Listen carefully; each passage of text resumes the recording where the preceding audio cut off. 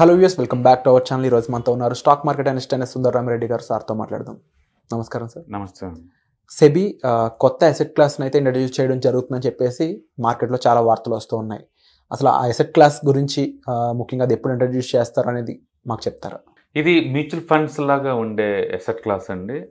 అంటే ఎస్ఐపిలో కొనుక్కోవచ్చు, but minimum ticket size 10 లక్షలు. మినిమం టికెట్ సైజ్ 10 లక్షలు. అంటే ఇది పిఎంఎస్ కి మ్యూచువల్ ఫండ్స్ కి మధ్య డిస్టెన్స్ ఎక్కువ ఉందని చెప్పేసి మధ్యస్థంగా ఒకటి తయారు చేస్తుంది అనమాట. ఇప్పుడు దాకా మనం మ్యూచువల్ ఫండ్ చూసాం అనుకోండి, మంత్లీ 100 రూపాయలు మనం పెట్టుకోవచ్చు. అంటే పిఎంఎస్ చూసాం అనుకోండి, ₹1,00,00,000 తక్కువ తీసుకోరు. మధ్యస్థంగా ఒకటి ఉండాలి అని చెప్పేసి అండ్ దీన్ని ఇంట్రడ్యూస్ చేస్తుంది అనమాట. బట్ ఇది అంటే యావరేజ్ ఇండియన్ పర్సన్స్ కి అంటే మిడిల్ క్లాస్ యావరేజ్ గా చూసుకున్నప్పుడు దీన్ని బీట్ చేయగలరంటారు? అంటే ఏంటుంది, రిటైలర్స్ కోసం ఆల్రెడీ మ్యూచువల్ ఫండ్స్ ఉన్నాయి కదా, పిఎంఎస్ అఫోర్డబిలిటీ లేని వాళ్ళకి ఇది బాగా పనికి వస్తుంది అనమాట. చాలా అంటే వీళ్ళ జానర్ ఎంత ఉండొచ్చు అంటారు? వీళ్ళ టార్గెట్ ఆడియన్స్ ఎంత మంది ఉండొచ్చు అంటారు? బేసికల్ గా ఇండియాలో ఎంటైర్ ఆప్షన్ మార్కెట్ ప్రపంచం మొత్తం ఒక మార్కెట్ గా తీసుకుంటే 85% ఆప్షన్ ట్రేడింగ్ ఇండియా నుంచే వస్తుంది. అంటే టూ మచ్ ఆప్షన్ ట్రేడింగ్ చేస్తున్నారు. అండ్ అలాంటి రిస్క్ తీసుకునే క్యాలిబర్ ఉన్న వాళ్ళకి more than 10 lakh worth plus mutual fund లాగా ఎస్ఐపిలో పెట్టుకోవడానికి కన్వీనియంట్ ఉన్న వాళ్ళ కోసం అనమాట. అంటే దీంట్లో వాళ్ళు మామూలుగా ట్రెడిషనల్ గా మ్యూచువల్ ఫండ్ హెడ్జింగ్ తప్ప అదర్వైజ్ ఎలవ్ చేయరు. దీంట్లో డెరివేటివ్స్ ని ఎలవ్ చేస్తారు, డెట్స్ ని ఎలవ్ చేస్తారు, రియల్ ఎస్టేట్ ఇన్వెస్ట్మెంట్ ట్రస్ట్ ని ఎలవ్ చేస్తారు, స్టాక్స్ ని ఎలవ్ చేస్తారు. అందుకని ఇది పిఎంఎస్ ఉండాల్సిన క్వాలిటీస్ అన్ని ఉంటే మ్యూచువల్ ఫండ్స్ కంటే కొంచెం పెద్దది అనమాట. అంటే మినిమం 10 lakhs అన్నప్పుడు డెరివేటివ్స్ డెఫినెట్లీ ఎంటర్ అవుతాయి, అది అర్థం చేసుకోవచ్చు. దీన్ని ఎస్ఐపి మోడల్లో తీసుకెళ్దాం అనుకోవడం దానికి మెయిన్ రీజన్ ఏంటంటే కొంచెం రిస్కీ ప్రొఫైల్స్ ఉన్నోళ్ళు దీంట్లో పెట్టుకుంటారు. హై నెట్వర్త్ ఉండి కొంచెం రిస్క్ తీసుకుంటాను అనుకున్న వాళ్ళు దీంట్లో ఎస్ఐపి ద్వారా కూడా ఇన్వెస్ట్ చేసుకోవచ్చు అనమాట. బట్ మినిమం టికెట్ సైజ్ అయితే 10 లక్షలు అనమాట. అది కాబట్టి ఈ కొత్త ఎసెట్ క్లాస్ డెఫినెట్ గా ఎక్కువ మందిని అట్రాక్ట్ చేస్తుంది. అండ్ అంటే పిఎంఎస్ కి అండ్ మ్యూచువల్ ఫండ్స్ కి మధ్య ఉన్న డిస్టెన్స్ ని ఫిల్ చేయడం కోసం, అలాగే ట్రేడింగ్ వాళ్ళ రిక్వైర్మెంట్స్ ని ఫుల్ఫిల్ చేయడం కోసం వచ్చిందనమాట. ఒక రకంగా చెప్పాలంటే ఒక హెడ్జ్ ఫండ్స్ క్వాలిటీస్ తో ఉన్న పిఎంఎస్ మ్యూచువల్ ఫండ్ లో రన్ చేసేది అనమాట. వీటిని మ్యూచువల్ ఫండ్ లో రన్ చేస్తారు. ఇప్పుడు వరకు అయితే August 6th వరకు వాళ్ళు పేపర్ రిలీజ్ చేశారు. దాని మీద ఏదైనా డౌట్స్ ఉన్నా ఏదైనా డిస్కషన్ పెట్టారు, పేపర్ని సలహాలు సంప్రదాయాలు చేస్తున్నారు. అవన్నీ వర్కౌట్ అయితే మేబీ వితిన్ 2 months కల్లా ఈ ప్రోడక్ట్ని లాంచ్ చేస్తారు. ఈ మధ్య సెబీ చాలా ఇన్నోవేటివ్గా థింక్ చేస్తుందండి. చాలా అగ్రెసివ్గా రూల్స్ ఫ్రేమ్ చేసుకుంటూ పోతుంది. ఆల్రెడీ మ్యూచువల్ ఫండ్ లైట్ అని చెప్పేసి ఒకటి డిజైన్ చేశారు ఆల్రెడీ. అది అచ్చం ప్యాసివ్ ఇన్వెస్ట్మెంట్ కోసం. ప్యాసివ్ ఇన్వెస్ట్మెంట్ ఏంటి అంటే ఈటీఎఫ్స్ ఇండెక్స్ ఫండ్స్ కోసం అనమాట.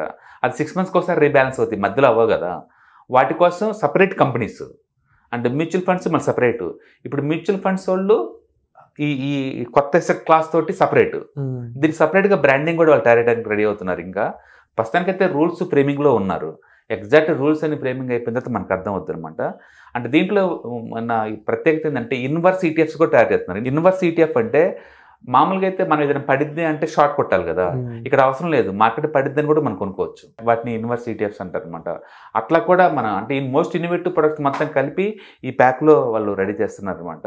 ఓవరాల్ దీని నెంబర్ అనేది ఎలా ఉండబోతుంది అంటే 10 lakhs తో మనం ఎన్ని ఫండ్స్ అని తీసుకుంటామని ఉంటారు? అందరికీ కాదు, కొత్త మ్యూచువల్ ఫండ్స్ కి ఇవ్వటం ఆల్రెడీ 10,000 కోట్లు అబో మెయింటైన్ చేసే మ్యూచువల్ ఫండ్స్ కి ఇస్తున్నారు ఇనిషియల్ గా. అండ్ డెఫినెట్ గా సక్సెస్ అవుతుంది. ఇవాళ రిపోర్ట్ లో ఒకప్పుడు రియల్ ఎస్టేట్ సింగిల్ బెడ్రూమ్ అనే వాళ్ళు ఇప్పుడు 4 bedrooms 5 bedrooms కూడా ఈజీ కొనేస్తున్నారు.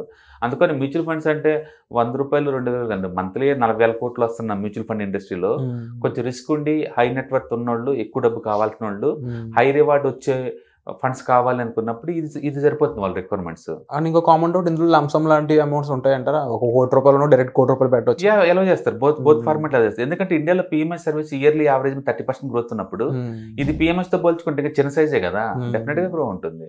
ఎందుకంటే డిఫరెంట్ టైప్ ఆఫ్ ఆడియన్స్ ఉన్నారు. మ్యూచువల్ ఫండ్స్ లాగా మరీ కన్జర్వేటివ్ కాకుండా, పిఎంఎస్ లాగా పెద్ద సైజు కాకుండా మధ్యస్థంగా ఉండే వాళ్ళ కోసం ఇదనమాట.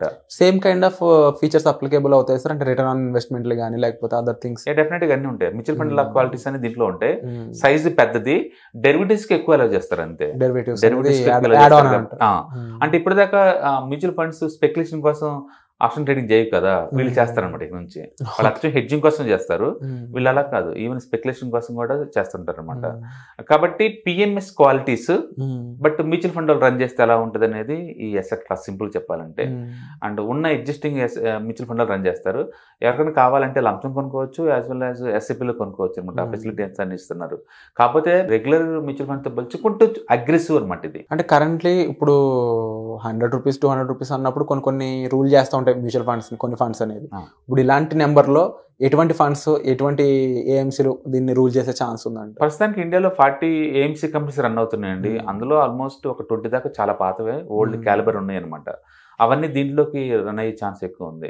అంటే మ్యూచువల్ ఫండ్ లైట్ ఏమో అచ్చం ప్యాసివ్ ఇన్వెస్ట్మెంట్ చేద్దాం అనుకున్న వాళ్ళ కోసం అది కూడా రెడీ అవుతుంది. కాబట్టి మేబీ నెక్స్ట్ ఇయర్ కల్లా, అంటే 2025 కల్లా మనం అచ్చం ఈ ప్యాసివ్ ఇన్వెస్ట్మెంట్ కోసం సపరేట్గా ఈటీఎఫ్స్ ఇండెక్స్ ఫండ్స్ రన్ చేసే ఏఎంసీ కంపెనీ చూడబోతున్నాం. అలాగే ఇప్పుడు కొత్త ఎసెట్ క్లాస్ ఏదైతే ప్రపోజ్ చేశారో ఇది కూడా రన్ చేసే కంపెనీస్ మనం చూడబోతున్నాం. కాబట్టి ఇక ముందు రోజుల్లో ఏంటంటే ప్యాసివ్ ఇన్వెస్ట్మెంట్ కోసం అంతా ఒక బ్యాచ్, మ్యూచువల్ ఫండ్స్ కోసం ఒకటి సపరేట్గా, ఈ కొత్త ఎసెట్ క్లాస్ తోటి మళ్ళీ మ్యూచువల్ ఫండ్స్. అంటే పిఎంఎస్ ఎట్లాగూ ఉంది పెద్దవాళ్ళ కోసం, అది. అవి కాకుండా ఆల్టర్నేటివ్ ఇన్వెస్ట్మెంట్ ఫండ్స్ పెద్దవాళ్ళకి, ఇంకా అది ఆల్మోస్ట్ 2 కోట్ల అబోవ్ ఇన్వెస్ట్ చేసే వాళ్ళకి. అంటే ఒక్కొక్క ఆడియన్స్ సైజ్కి ఒక్కొక్కటి తగ్గట్టు అనమాట. రిస్క్ ప్రొఫైల్, గోల్ వైజ్ చూసుకొని అఫోర్డబిలిటీ ఉందంటే మనం పెట్టుకోవచ్చు దీంట్లో. Wonderful sir. సో నీకు హైయర్ రిటర్న్స్ రావాలి, కొంచెం రిస్క్ టాలరేట్ చేస్తాను అనుకున్నప్పుడు, అండ్ గ్రేటర్ ఫ్లెక్సిబిలిటీ కావాలి అనుకున్నప్పుడు, SIP as well as lump sum పెట్టాలి అనుకున్న వాళ్ళకి ఈ ఎసెట్ క్లాస్ డెఫినెట్గా యూజ్ అవుతుంది. డెఫినెట్గా one of the good innovative fund అండి. కాకపోతే ఇంకా రూల్స్ అన్ని ఫ్రేమింగ్లోనే ఉన్నాయి. మనకి డిస్కషన్ పేపర్ ఆగస్టు 6th కల్లా అయిపోతుంది కాబట్టి సెప్టెంబర్లో మనకి అవుట్పుట్ వచ్చే ఛాన్స్ ఉంది. ఈ ప్రోడక్ట్ ఎప్పుడు లాంచ్ చేస్తారు ఇవన్నీ కూడా. అండ్ మనం చూస్తూనే ఉన్నాం, ఈ మధ్య electrical vehicles index fund launch చేశారు. చేసిన వితిన్ 1 monthకే మిరా ఎసెట్ లాంచ్ చేశారు. మళ్ళీ సెకండ్ ఫండ్ ఆల్రెడీ వస్తుంది, గ్రో వరల్డ్ లాంచ్ చేస్తున్నారు ఆల్రెడీ ఆ ఏరియాలో. సో కాంపిటేటివ్ ఫీల్డ్ అనేది కొంచెం పెద్దగానే ఉంది, దానికి తగ్గట్టు మార్కెట్ అప్రోచ్ ఉంటుంది కాబట్టి. అవును, ఇమీడియట్గా లాంచ్ చేస్తున్నారు. అంటే ఇక్కడ ఎస్ఎన్పి వాళ్ళు లాంచ్ చేస్తున్నారు, వెంటనే ఏఎంసీ కంపెనీస్ కూడా లాంచ్ చేస్తున్నాయి. ఆడియన్స్ కూడా రెడీగా ఉన్నారు తీసుకోవడానికి. ఇప్పుడు డిఫెన్స్ ఫండ్, మన ఫస్ట్ డిఫెన్స్ ఫండ్ వచ్చింది, అండ్ ఇప్పుడు 2వ ఫండ్ కూడా రెడీ చేస్తుంది, గ్రో వరల్డ్ లాంచ్ చేస్తున్నారు మళ్ళీ. అంటే వీళ్ళంతా రెడీగా ఉన్నారు.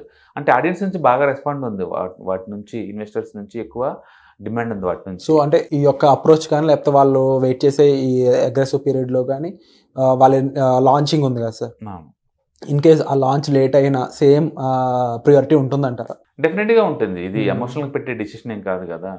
ఎవరికైనా ఎక్స్ట్రా రిటర్న్స్ కావాలి, కొంచెం అగ్రెసివ్గా ఉన్నాము, అఫోర్డబిలిటీ మా దగ్గర ఉంది అనుకున్న వాళ్ళు పెట్టుకుంటూ పోతారు. మంత్లీకి 1 lakh 2 lakh ఎస్ఐ పెట్టేవాళ్ళు చాలా మంది ఉన్నారు. అలాంటి వాళ్ళకి అఫోర్డబిలిటీ ఉంటుంది కాబట్టి ఇది తీసుకుంటారు. రెండోది డౌన్ ట్రెండ్ మార్కెట్లో ఏమవుతుందంటే మేజర్ డిఫరెన్స్ వస్తుంది అప్పుడు. అంటే ఇలాంటి ప్రొడక్ట్ వల్ల మెయిన్ ఉపయోగం ఏంటంటే, ఇప్పుడు దాకా మార్కెట్ పెరిగితే నీకు డబ్బు లేక లేదు మ్యూచువల్ ఫండ్లో. దీంట్లో ఏంటంటే మార్కెట్ పడ్డా సరే ప్రొటెక్షన్ తీసుకుంటారు, కొంచెం ఇన్కమ్ కూడా సంపాదించే ఛాన్స్ ఎక్కువ ఉందన్నమాట ఈ టైప్ దాంట్లో. Wonderful sir, thank you so much for the information. Suman టీవీలో మీ పర్సనల్ అండ్ బిజినెస్ ప్రమోషన్స్ కోసం కింది నెంబర్కి కాంటాక్ట్ చేయండి.